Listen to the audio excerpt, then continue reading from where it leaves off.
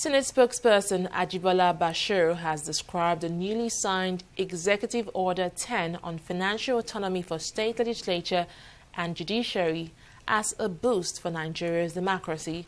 Bashir made the remark in an exclusive interview with TV360 Nigeria. He said financial autonomy upholds the concept of separation of power and is at the heart of ensuring that checks and balances can be assured in governance. I'm someone who had worked at the level of executive before, being a two-term commissioner in the state of Osun. So I will say that now I'm in the legislative arm at the federal level. I will say that the legislative arm at the federal level, we have a better leeway in terms of independence because of financial autonomy, which has already been established at the federal level. But on the contrary, it will appear that many state legislators, they are always at the whims and caprices of the executive arm as to whether they will even get their basic entitlement.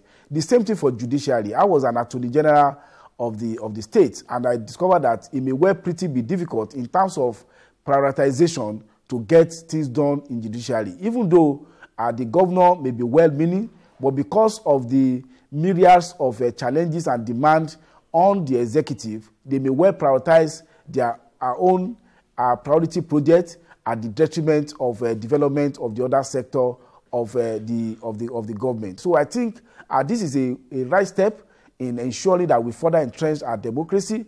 For the past 21 years, we have made some progress, but of course, this new development will ensure that we further entrench the necessary autonomy to ensure that checks and balances, as envisaged by the concept of separation of power, is actually practiced in reality.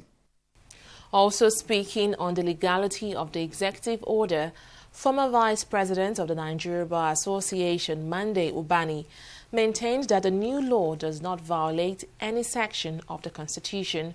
Ubani, however, says in addition to financial autonomy for the judiciary, there must also be strict obedience to the court orders by government agencies and officials in the interest of the entire nation.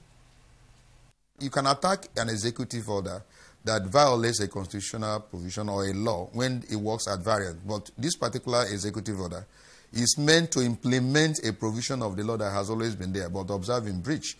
It's a way that the federal government is trying to ensure that all arms of government are working, maximally to ensure that people enjoy dividends of democracy. We have not been. The speakers, as rightly pointed out, go and cap in hand, and they don't even do what they're supposed to do by being strong institution that watches what the governor is doing. And that's why the governors have become monarchs. The governors have become messianic.